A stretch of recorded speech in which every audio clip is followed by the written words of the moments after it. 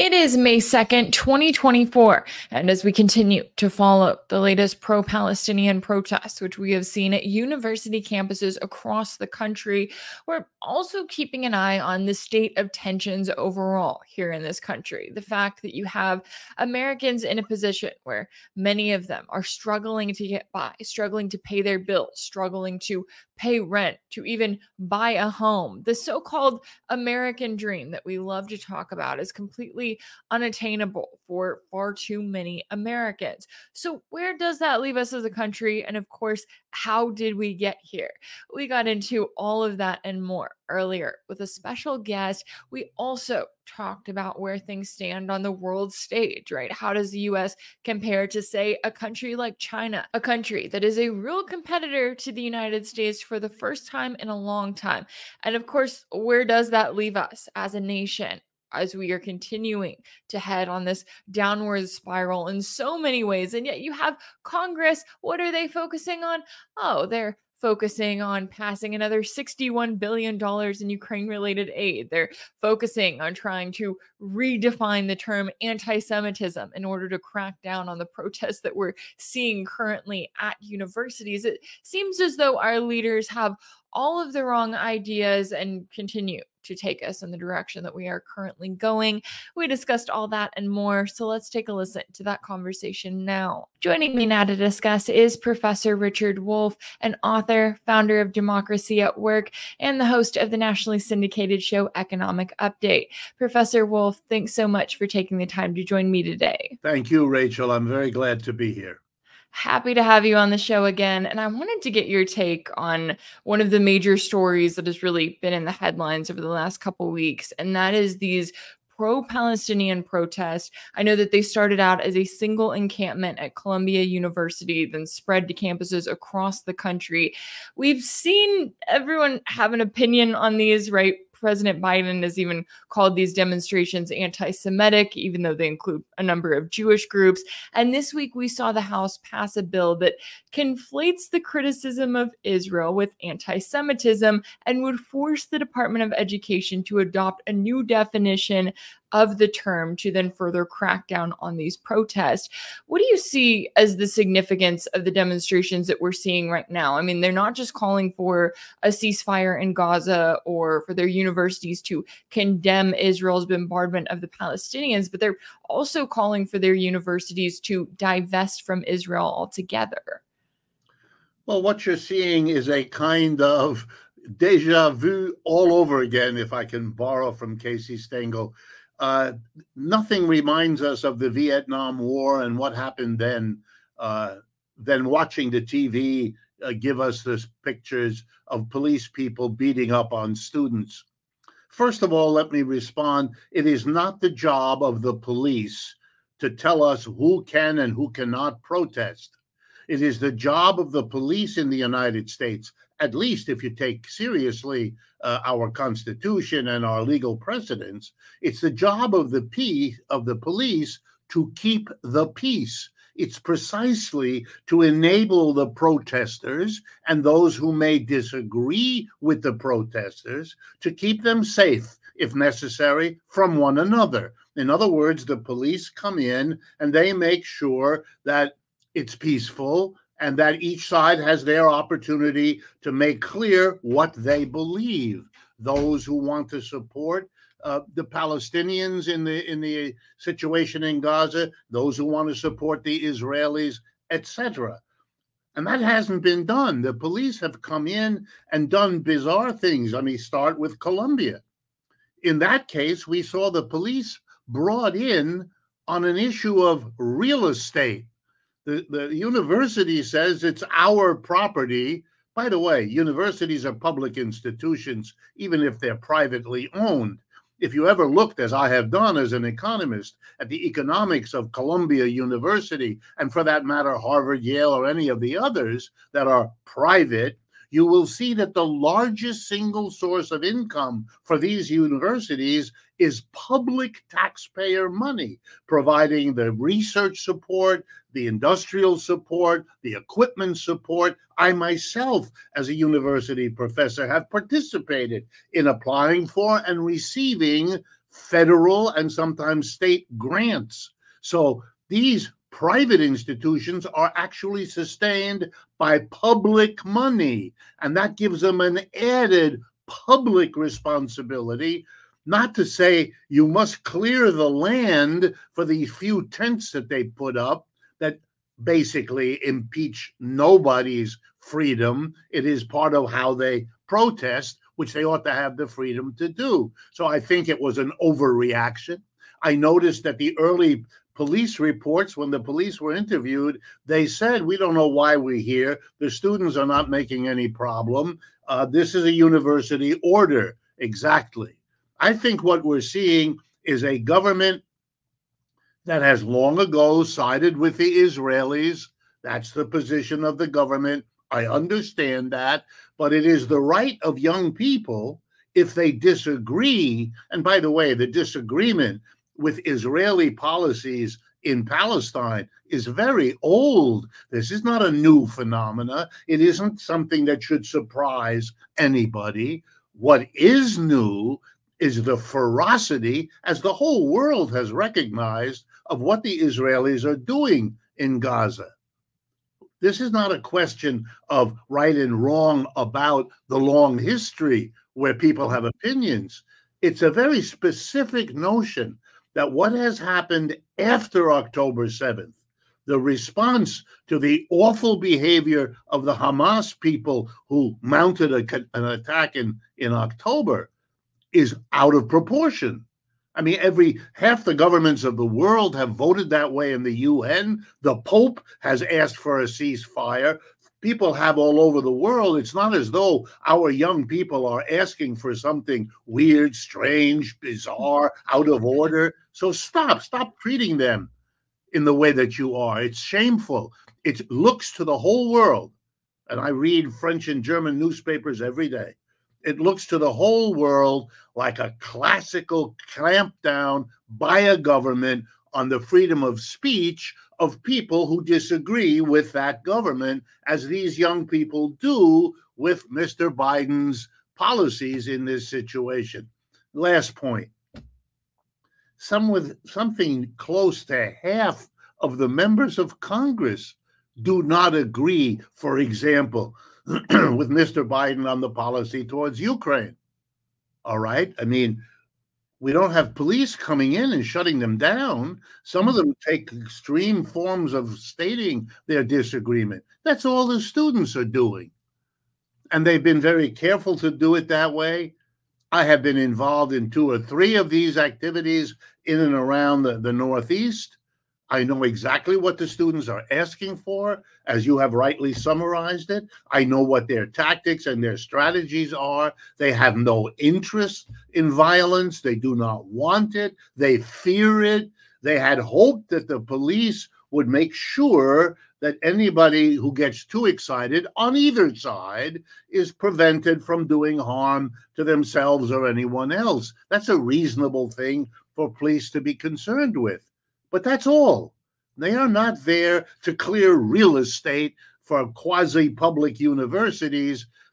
Everyone who knows what a university is, and I've spent my life as a professor in American universities, knows that they could care less whether there's a few days of tents on the grass or not. Don't be idiotic is really my reaction to deans and presidents of university who are counting on people to not understand what's actually going on. Yeah, and it's interesting because as you were pointing it out there, I mean, protest and specifically protest by students, these are kind of as old as time. And here in this country, we talk about how much we support the First Amendment. We support the right to free speech, to peacefully assemble. And that's exactly what these students are doing. And looking back, like the Vietnam War protests, those were seen as changing the course of the war.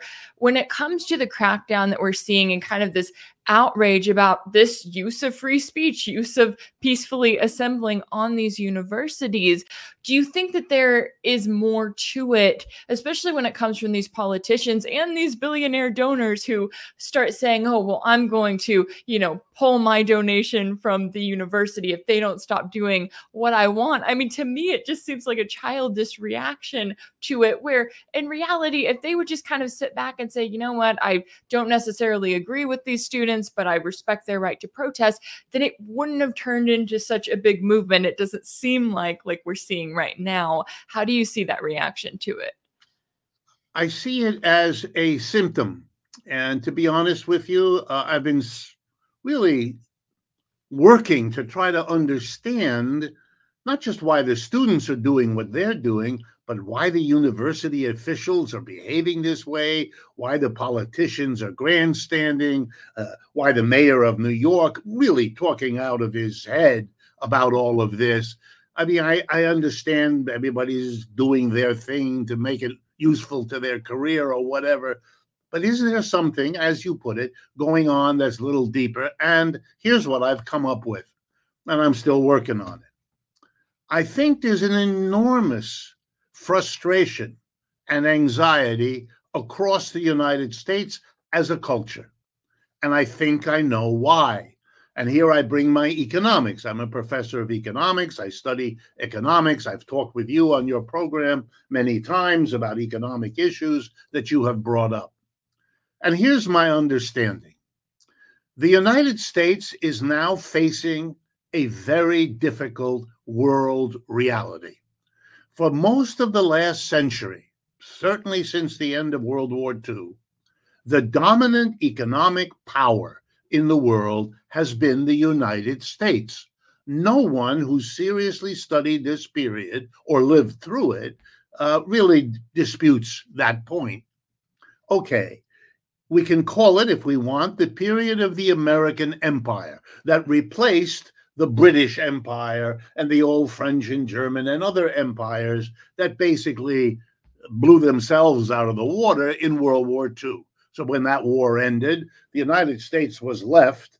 Other than Pearl Harbor, no bomb fell here, no country was decimated, whereas all the others, Britain, France, Germany, Japan, Russia, were decimated in and by that war. So we emerged on top. And for the last 75, 80 years, the United States has been the dominant economic force. We have only got 4.5% of the world's people, but we accounted for a third or more of world trade, a third or more of the total output of goods and services. The dollar was the universal currency in the world, and on and on and on. Now, here comes the argument. It's over. We're done. We've had our run. It was a nice ride up, but as every empire has discovered, the ride up is much more fun than the ride down. And it's very hard for the people that are caught up in the ride down, having been born through no fault of their own at that moment of history, to come to terms with it. So that the first reaction of most cultures when they face this situation is denial.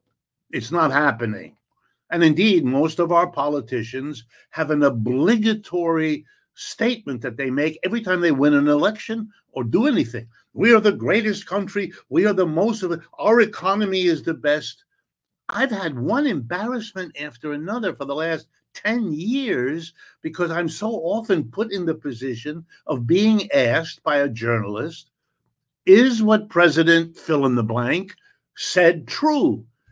And I've had to say, trying to be as polite as I know how, no, it isn't. We don't pay the best wages. We don't. Our wages have been stagnant for 30 years. Wages in, I'll pick the obvious example, People's Republic of China have quadrupled in the last 30 years. I mean, we're not close. The United States announced last week that we're growing at a rate of 1.6%, our GDP.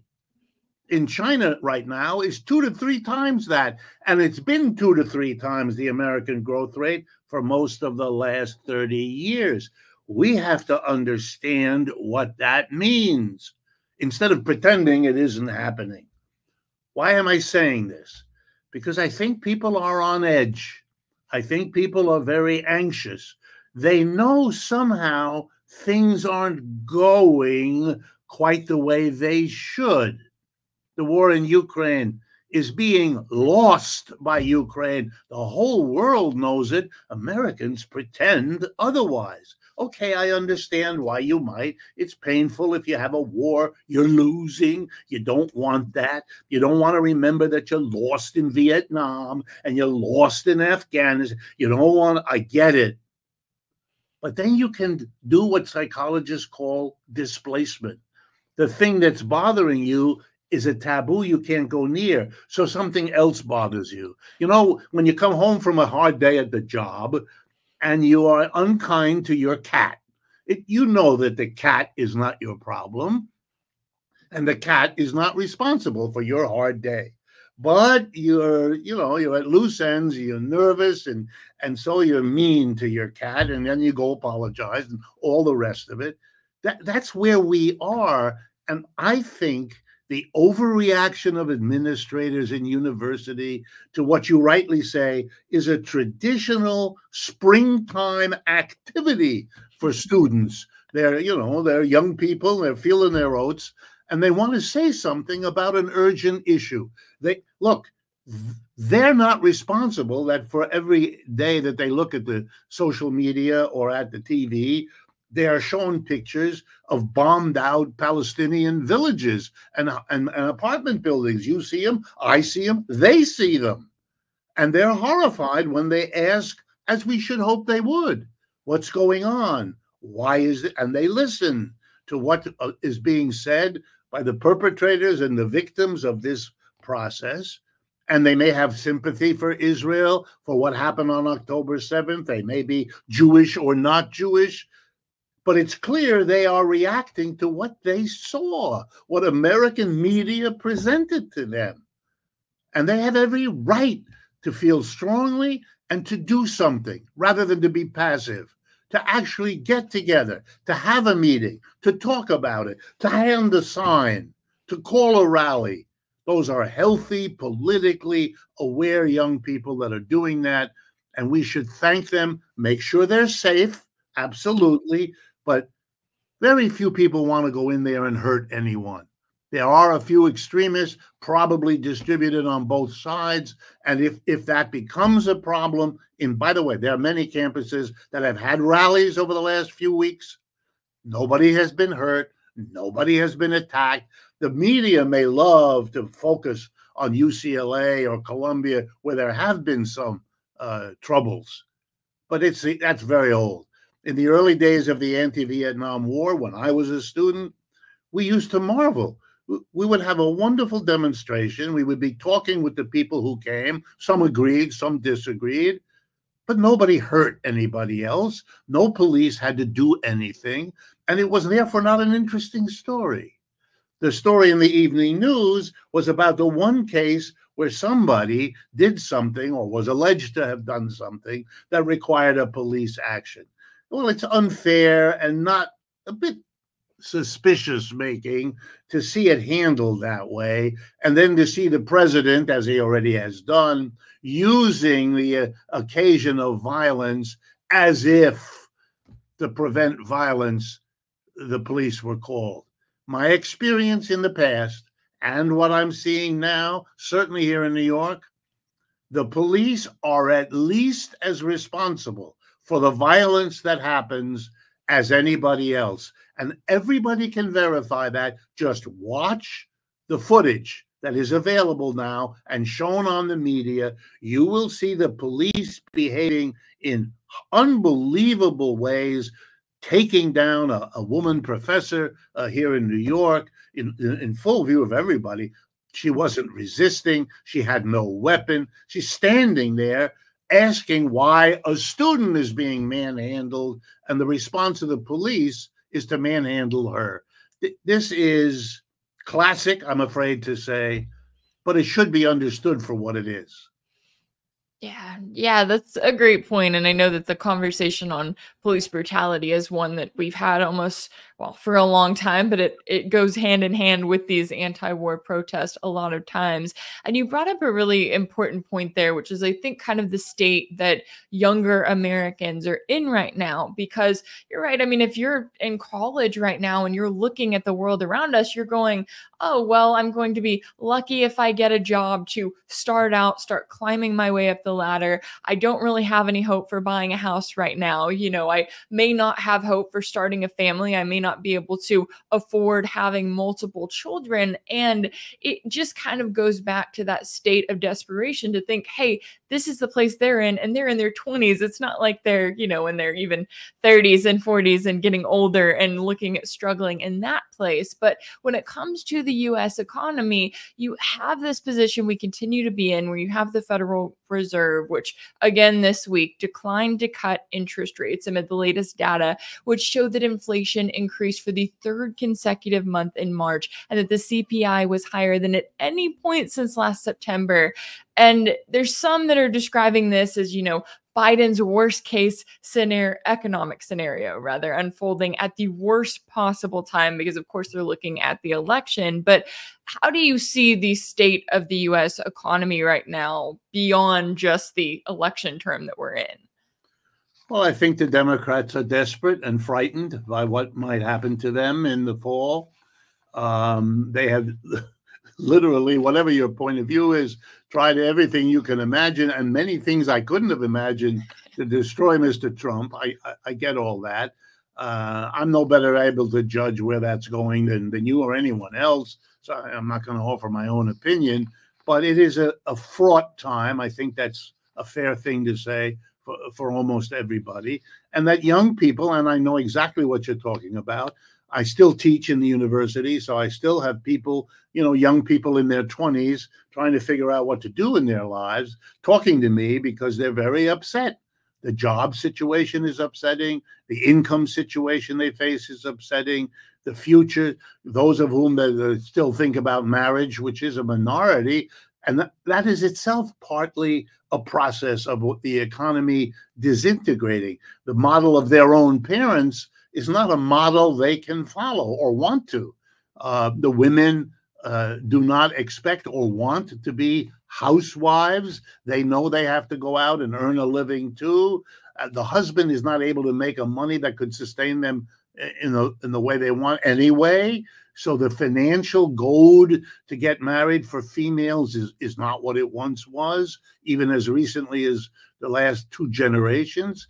And so they're carving out new schedules, but discovering that the jobs aren't there and the incomes aren't there, and they won't afford a home, and they won't be able to get married or live together with someone, let alone the question that you brought up about children. Which, if you look at the expense of that in any urban area, it's mind-blowing what the reality is. Mr. Biden likes to tell us unemployment is low. Yeah, unemployment is low, Mr. Biden, because you have presided over the collapse of wages.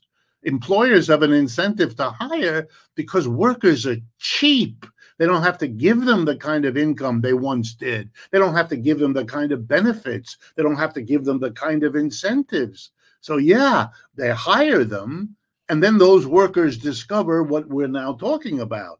I have a job. I was worried about that, but I can't live on this job. I can't do any of the things I had hoped to be able to do, that I had been educated to be able to contribute to. I can't have that kind of job because it's not available anymore under the conditions it once was. That has to be faced. And then the point you make, and let me end with that, inflation. Well, let me explain something. The inflation in the United States, 3.5%, more or less, is the official number given these days. If you look at how wages are going up in this country, they're going up about that, 3.5%, 4%. But when your wage goes up, you're taxed a part of that. So your gain after taxes is more like 2.5%, which means you're not even keeping up with the prices that are going up 3.5%. Your after-tax income, which is what matters to you, you don't have the tax that the government takes that. What's left is you're falling, you're not only not gaining, which you need to after the trauma of the pandemic and then the inflation that was worse, and then the rising interest rates. But let me drive home a little point again. What is the inflation rate here in the United States? 3.5%. What is the inflation rate right now in the People's Republic of China? 1%. 1%. Let me do it again. 1%. They've managed inflation. And by the way, this has been true for years. 1%. They don't have an inflation problem. We here, in what our president tells us is the greatest economy in the world. Stop. We're never going to solve, it's the first rule in life. You want to solve a problem, you have to begin by admitting you have that problem. If you pretend you don't, it's going to come and bite you when you least expected this problem. So grow up and let's talk honestly about the difficulties our young people are facing, rather than beat up on them when they say we've had enough. By the way, let me give a warning to our leaders. These young people are very smart. I mean, they are our students. They are in many of the best, Columbia, UCLA. These are among the best universities the country speaks about and is proud of. And in some ways, that's reasonable. But they're not stupid. Guess what they're going to figure out? If not today, tomorrow. That the $61 billion you just gave to Ukraine, wow, what that might have done to the job opportunities they face, to the work they could have contributed had they been given a decent job with decent benefits, so they could have a life while doing the work they've been educated to do. We see over the last 2 years the greatest organization of labor unions on the campuses of this country that has ever happened. I've been a professor all my life. Professors never joined unions before. Now they can't, climb over each other to join the union. The same is true of our graduate students who do the bulk of the teaching anyway in our universities. They're forming unions. And you know what's going to occur to them? That the power of a union to shut a place down is now going to be something that they can touch, because as students concerned about Gaza, they are also part of a union labor movement. We used to talk in the days of Vietnam about a labor-student alliance. It was a fantasy, it was a hope, it was a mirage, but it is becoming a reality. And we're going to see that. And to imagine that the students, as they understand that the administration that doesn't want them to join a union, and the administration that pays graduate students as poorly as they usually get paid, is the same one calling the police on their free speech opportunities. You're building a movement in this country by what you are doing to these students that you are going to regret, just like you regretted the anti-Vietnam War movement that you helped build by your behavior, and that in the end helped bring that war to an end. Yeah. Wow. Yeah, it's frustrating to see, and it makes you think, are they not looking long term to think, well, where are these students going to be in, 5-10 years? They're going to be a part of our workforce, and they're not going to forget about all of the pushback and the targeting by police that they went through when they were part of these demonstrations. And it's interesting too, because when it comes back to what Americans are looking at and really their hopes for, I know we talk a lot about this so-called American dream, right? You buy a house, you have 2 cars in the garage, you have one job, just one, that you're working where you're making a livable wage. And now it seems like we're in a position where that dream of home ownership for many younger Americans is not attainable. In fact, according to a recent report from Cleaver Real Estate, they found that 45 out of the 50 biggest metro areas in the US do not have prices low enough to be considered affordable for the median earning household. Now you even have office buildings where they're turning them into apartments to be rented out to people, because we are seeing this shift. But what are the long-term consequences of the trend that we're seeing right now, where more and more people are having to rent because they can't afford the housing prices? They certainly can't afford the interest rates that go along with those home loans. And so they're saying, you know what, I'm going to put that dream off for a few years, maybe a decade, and I'm going to focus on renting instead. Yeah, well, the rents are also in trouble, and they're just as likely to go up. So, for those that think this is a solution, I mean, it may be a solution if you can't afford a down payment. Well, then you're out of it in terms of buying a place, and you have not much choice. But it's not going to make, it's not going to help your economic dilemma. We have out of control housing economy. We have the interest rates that now have to be kept up because our economy is so plagued by inflation that it has to do something. What our government is prepared to do on inflation is raise interest rates. Okay, that is not the only way to deal with an inflation. That is not the only way this country has dealt with an inflation. When people in power say that, I'm once again required to put on my cap as an economist and explain that in 1971, just to remind everyone, the then conservative president, Richard Nixon, declared a wage price freeze to deal with the inflation that he had. August 15th, 1971. Google it. You'll find out all about it.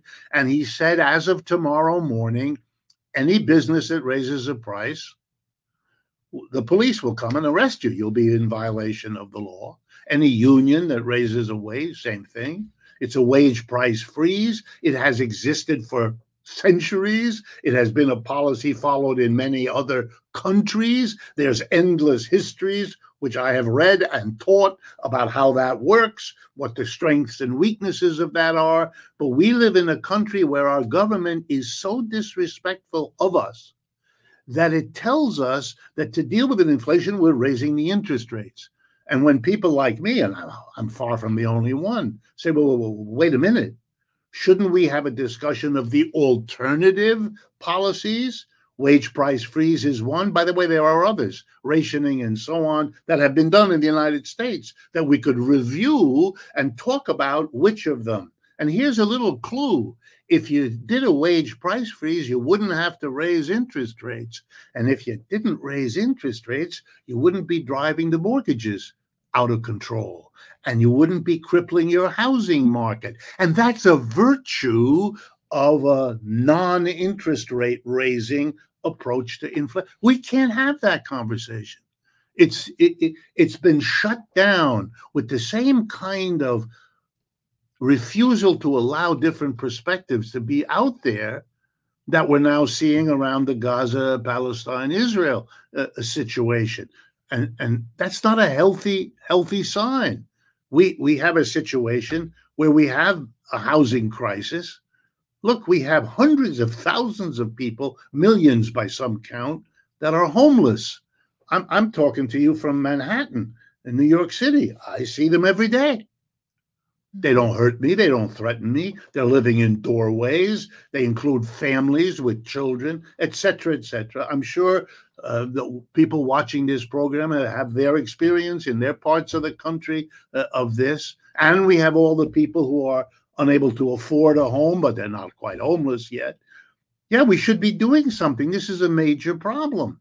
The money we are using in Iraq, in Ukraine, the money we are giving Israel, the money we are now, because of this strangeness, we are a country that gives Israel the weapons and the money to do what they're doing in Gaza, and then we take more money to provide humanitarian assistance to the victim.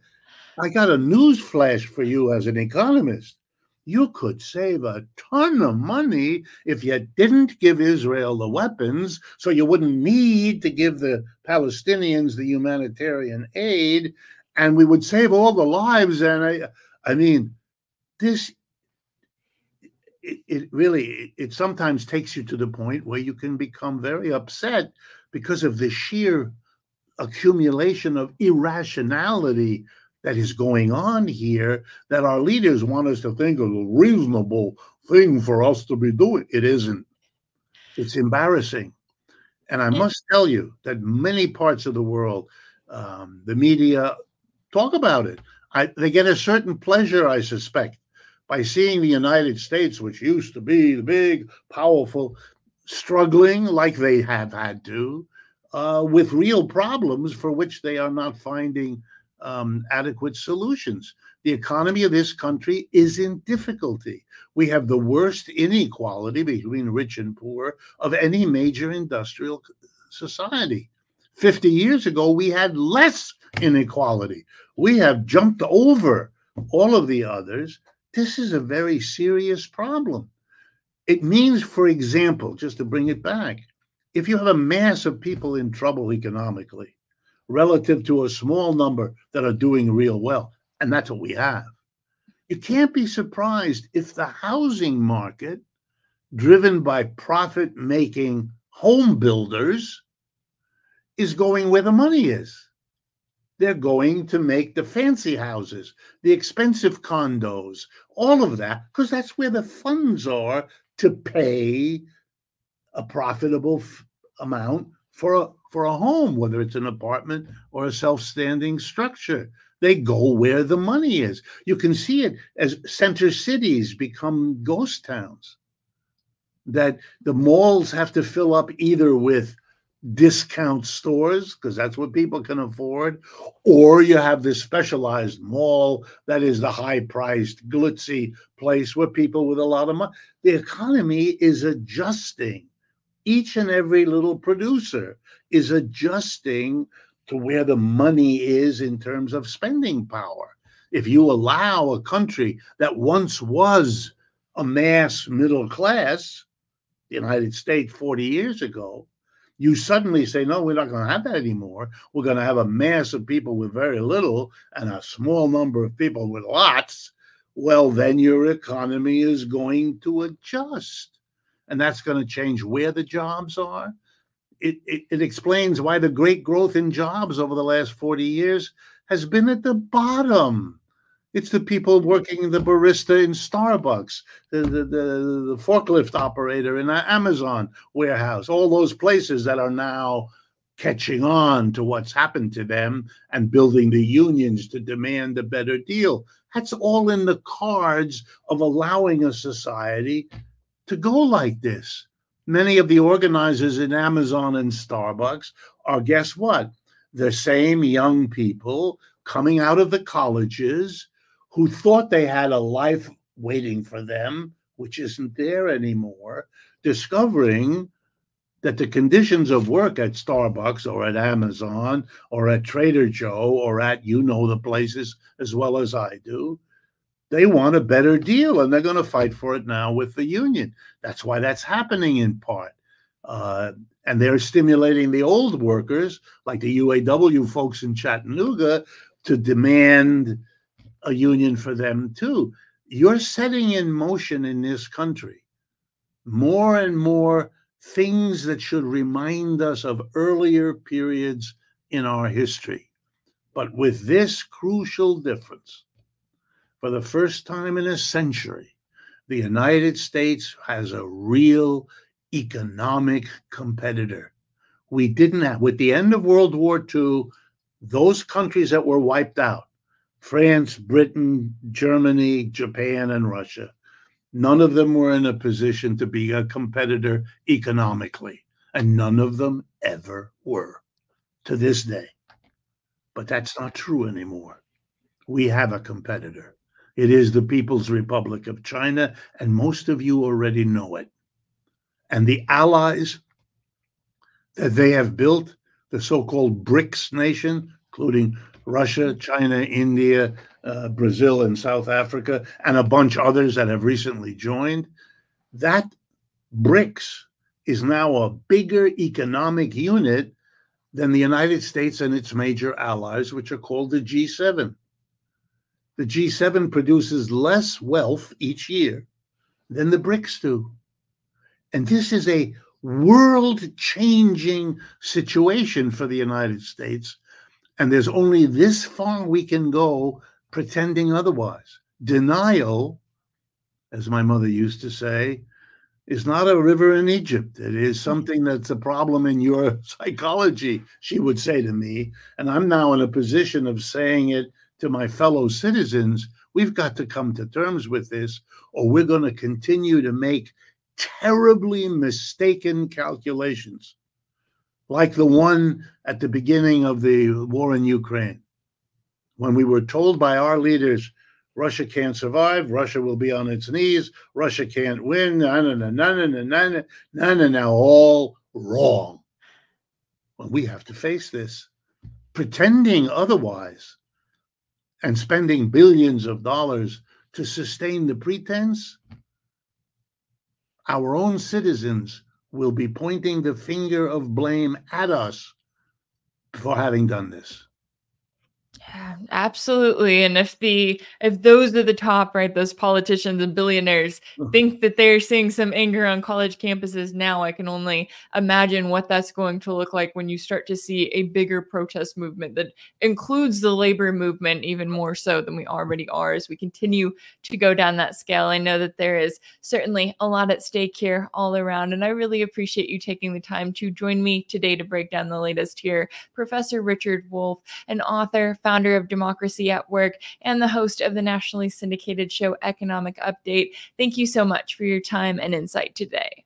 And Rachel, thank you for your kind words and my appreciation for the fact that you're willing to bring these ideas up, to have them discussed. That's a public service we need now more than ever.